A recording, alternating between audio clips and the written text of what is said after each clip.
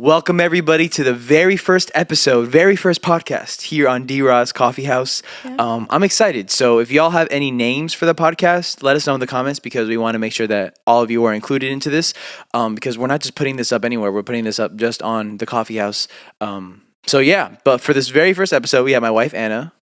Hey guys. This first episode is going to be very simple, very straightforward. Probably one of my most asked questions as an independent artist is, how did I get started in music? How did I know music was going to be a thing for me? And really, it comes into how does Anna, my wife, my manager, my assistant, that she does a lot of the stuff. How did she become a part of this as well? So we're going to be talking about that in this very first episode. So babe, I know it's a lot. A lot of the story is before you came into the picture, obviously, but like as we bring you in, like feel free to talk whenever, because she came into this probably like 4 years ago, almost 4.5 years ago, barely around that time. So yeah, but we'll talk. I'll talk about before Anna, before that happened, and really when I was just starting out, just writing music by myself. That was like in high school or something like that. I had known since like 12 or 13 years old that I wanted to do music or acting. I always loved like just some form of entertainment was always just something that I wanted to do.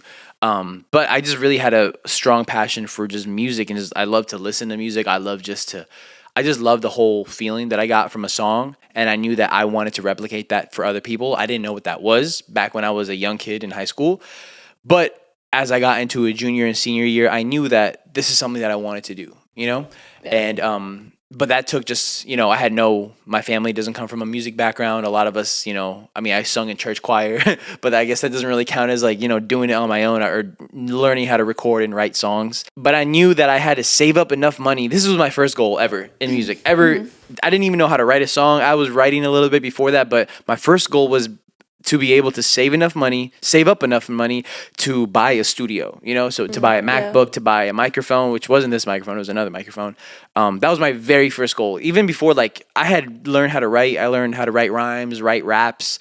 My singing voice was terrible, but my very first goal was just that. So end of 2016 into 2017 is when everything started, I would say. I released my very first song, February of 2017, on SoundCloud. And you were like how old? I was 16. Yeah, 16. I was when I first like learned how to record, learn how to write and all that. So how did you like learn to like your studio? Like how did you know? Was it like YouTube? Was it just like friends you had? Like how did you learn like what you needed for a studio? Everything was YouTube because me being from, Raleigh, North Carolina, I didn't have a lot of friends in the area that did music and per se wanted to do what I wanted to do. Obviously now as I've grown, I've met a lot of new people.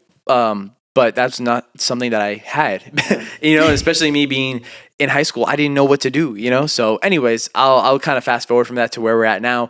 High school, I right after I got out of high school, I started dropping music on Spotify. I learned how to do that. Then from there, I just learned how to write, record a lot better. I did a lot of shows, local shows. I did like a summer camp that I did a lot of shows at, and I got a lot of experience that way. But really what just kept me going from 2019 till when you started coming into the picture, but from like 2020, 2021 was just me learning just how to write music better and how to make myself sound better, with my voice, learning how to sing a little bit better.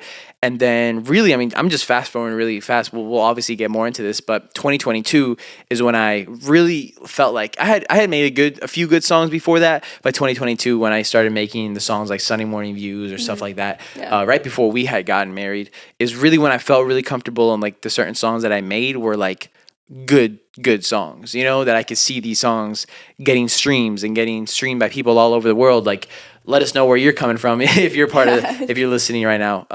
So yeah, that's where I guess end of 2022 is when really everything obviously took it up to a new level. Yeah. But I want to stick back to the question of how did I start was just a lot of trial and error and a lot of just failures and a lot of bad songs and a lot of terrible production and a lot of YouTube videos. And I can go on and on and on about this, but I did it like, it took me a long time because I know a lot of my friends or a lot of people that have success now in music, like they're younger than me. I'm 23. But like a lot of these people are like, they're young and they're gifted and they're talented and they can, pick up a microphone and pick up a recording studio and know what to do themselves.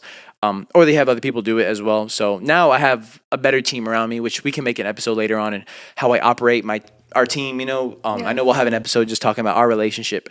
Your family, they're not very like they listen to music. Like, I know them well. They listen to music, but you weren't really, like, around so much. How did you stay motivated to keep pursuing music at such a young age? And not really having friends or like family, like how like did you have the support to keep going? I will say like my family obviously loves me very much and my friends love me very much, but they didn't understand what I was trying to do because no one in our family or no one that they know had ever done this the way that I do this. You know, like there's a reason why people call musicians like starving artists is because the dream is to go to LA or like get into crippling debt and like hopefully to pick up a record label or a record deal out there, and then that's the way that you become successful in music. But that's not at all how I had planned to do this. So I told them, I remember I sat them down like Halloween night of 2018. I remember this like it was clear as day. And I was like, listen, like this is how I'm going to do things. I want to make sure I put music out there to social media. And then from there, people can find me, thank you everyone listening. People can find me. And then from there, just run up the streams, run up the numbers. And then from there, I can, use that money to support us and make more music and make that a career and et cetera, et cetera. And they were like, no. And like, it's not because they didn't want me that. Yeah. It's not because they didn't want me to do that. It's just because like, they're like, we're not going to, oh, that's all I wanted to do. I didn't want to do school. I think that's why. I was still doing school at that point, and they wanted me to continue in that. And obviously, like, if you're a parent, you want to make sure that you set up your kid well, and you don't just play this risk game. And it has been a risk for the past 5-6 years that I've been doing this, probably 7 now. But I don't know. I don't know I think it was just ignorance that just kept me going, honestly. Like, I was just ignorant to the fact it's like, no matter what's, like, I'm going to do this or I'm going to die trying, And like, I literally, since 2016, I've not had another goal of like I wanted to do in my career, like school. I was a solid B student, maybe C throughout school because I just didn't care. I didn't care about anything else. I just wanted to do this, and I get to do it now, and it's such a blessing that it worked, But like for a lot of people, it doesn't work. So it's I don't know. I think about this every single day, and like now, obviously, my parents are fully on board with what I'm doing because like they're like they see, it's not just the money wise, but like obviously the reason why money is so important is because this is what allows if I make money from this, it's an excuse to keep doing it, So, if I didn't make money from this, it's like I would have to go find another job. And that means I could make less songs. I can make whatever, less everything. And so I know I don't want to just make it about money or make it about like streams or make it about statistics, but like that's what got me going to this point, Sure. And I don't know. That's. I feel like I've been with you long enough and like known your family long enough. Like at first it was just like they looked at it as like a hobby, but then now like your dad's like, how long did you work on music for? Like he looks at it as a job now. He which sees is really it as cool. a business now, and it's cool to have him alongside me to know and to learn just more about business because I love business side of music. Obviously I love the feeling that I get when I make a good song. I love the feeling that I get when I get to do this and just have fun with music because that's obviously is fun, but in order for that to happen, in order to have fun, and for anyone out there that wants to do music, in order for all that to happen, like you got to make sure that you treat yourself and you treat yourself professionally, no matter if that was, being a 16-year-old kid or whatever. Like if you truly want to do this, like cut the excuses, cut out anything else that you want to do in life. I mean, like obviously everyone else has different paths, and I know a lot of people that I used to do music with, like they are now, I don't know, they have a family, which obviously we have a family, but like they got a degree or they got this job and that's what they do now. They can't do music, But like for me, it was like, I'm going to do this until I can't, So it was like, I'm going to revolve everything else around music. And I don't know, just whatever you put number one in your life, whatever you put as priority is what's going to grow, And I think after we got married, after I kind of handed off a lot of responsibility to you, which we'll make an episode talking about that as well, it just got easier, became more effortless, and the more songs you make, the more everything you do is it all ties back to us making it happen together, Yeah. Well, just going back real quick, like, do you remember the first song you ever put out, like, on streaming platforms? Do you remember what the name of it was? Like on Spotify? Yeah, like whatever streaming platform. Do you remember what the name of it was? I guess SoundCloud. I took down all of my SoundCloud stuff. Yeah, I knew you. It's all private, yeah. But I mean, kind of cool. Like, I even took down. Them, like, well, you'll just if you guys go down to, I will say this: if you guys go to my like SoundCloud page and like scroll all the way down, I took down a lot of songs already just because like they were really bad. But I still have some up there that I took off of Spotify. So yeah, I mean, there's a lot of them. So just if you guys want, whenever you're bored, we can you can go down there and check that out. But yeah, I mean, that was just the time where. Does mean learning, it's like going to the gym for the first time. You're working out, you're getting your reps in, and that's what I did. And now it's easier to do it. I can create a song a lot faster, a lot easier, And now I have a team around me. Like Evan is my engineer. He makes everything sound amazing. awesome. I have a few producers that I work with that I met online, met on the internet, but now we're cool. And we, they Yeah. send me a lot of stuff. And then I have you that does literally everything else, Two things. First off, we're going to make another episode in a little bit, another podcast, just on our marriage and our relationship and how we met and how we've been able to work on music together. And then on top of that, can you just describe, just in a little bit, like, we can go into this like later on. Can you just describe everything that you do for our business or for our music? Yeah, for sure.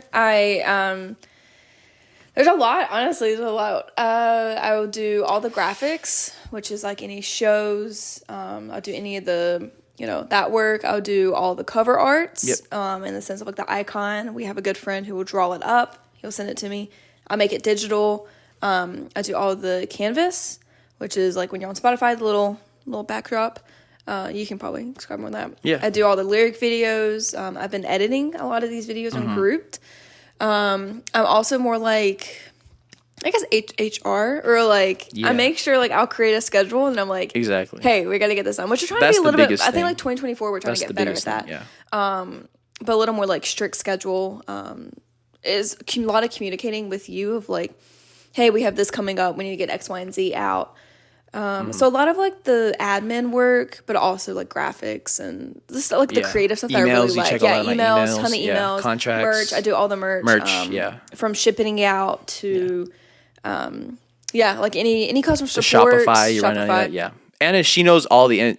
And she's inside of the weeds of the business more than I am, just because I know everything, but for you it's like if there's an email that needs to be sent, if there's a video that needs to be edited, or stuff like that, just like I pass it off to you so I can focus on making like TikToks, I can focus on making music, so that's how we work. But anyways, it works great for us. Yeah, I guess just to wrap it up, let us know if you have any questions for us for future episodes of this, because we're gonna make these along with showing y'all a little bit more behind the scenes of our life. So I'm excited for this to start kicking off. Let us know a name for the podcast as well, because I'm excited for that as well.